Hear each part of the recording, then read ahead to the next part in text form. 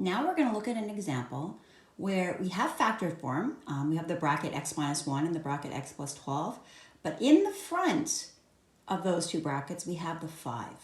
And some of you have learned this already, some of you haven't. So let's look at an example of this right now. So hopefully all of you can understand this more challenging example. So just like our other examples where we don't have a coefficient right here or a number right here, we want to start by graphing the x-intercepts. We'll start with that when we're given factored form.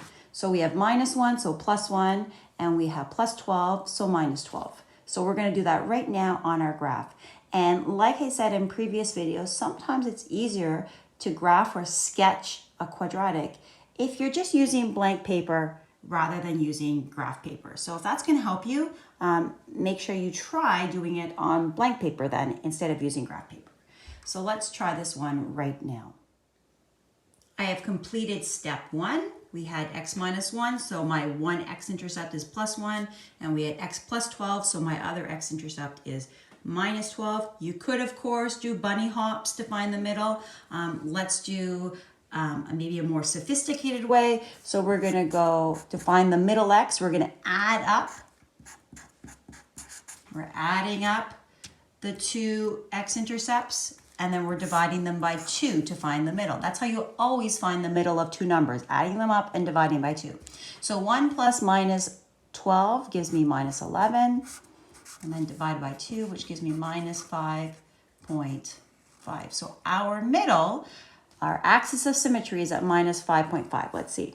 Minus 1, minus 2, minus 3, minus 4, minus 5, minus 6, minus 5.5 is right here in the middle. On my axis of symmetry. And just like I've done in the past, let's just sketch our curve, and let's first worry about the most important thing, that it actually is symmetric. So I'm going to do that right now. Drawing my curve. I know it gets to the lowest point at the axis of symmetry, and then it comes back up. Okay, so here's my sketch.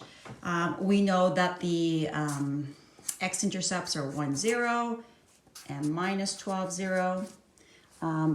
We don't know this number yet, which is the y-intercept, and we don't know the vertex, but we can certainly do that. Now, let's go back to this example, and I'll show you a couple ways you can do this. First of all, we could use the chart method. So let's use the chart method first. And the chart method hopefully will help us find the y-intercept. Here's my equation. If we're going to use the chart method, I need one thing here and one thing here. But right now I've got 1, 2, 3 parts. So what I'm going to do first is I'm going to move the 5 into that first bracket. So combine these two. So that means I will have 5x minus 5, x plus 12. So we need to do 5x minus 5 and x plus 12. Okay, so let's fill in our chart. 5x times x gives me 5x squared. Minus 5 times x gives me minus 5x. 12 times 5x gives me 60x's, and 12 times minus 5, 12 times minus 5 gives me minus 60. So remember, the number that's in this last box is normally the y, or it should be the y-intercept. So that means this number right here should be minus 60. Now let's find another way we can do that. We know that this right here, this is x is equal to 0 in the middle. So let's try that. If I were to put a 0 here, a 0 here, I have 5. And then 0 minus 1 gives me minus 1. And 0 plus 12 gives me 12. I've got 3 things all next to each other, so I'm multiplying them. So I have 5 times minus 1 times 12 gives me minus 60. So yes, it looks like the y-intercept is minus 60. Okay, so now we want to find the vertex.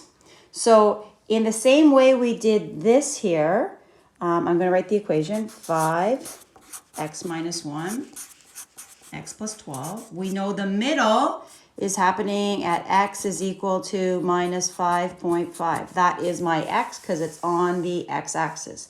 So what I'm going to do right here is I'm going to put my minus 5.5, my minus 5.5, and minus 5.5 minus 1 gives me minus 6.5.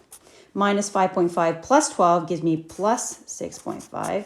And I've got the 5 in the front. Again, notice these two are the same, which is a good indication you are not making a mistake. One is positive, one is negative. And I'm going to multiply all three of those. And you would use your calculator and you will find the answer for your y. I've just used Siri, and Siri has told me that the answer for y at the middle is minus 211.25. That means right here, that tells you how low it goes on the graph, minus 211.25. And if I wanted to write the vertex, you first start with the x. So the x is minus 5.5. And the y is minus 211.25. So that's how you graph when you have a coefficient, that means a number, in front of your brackets in factored form.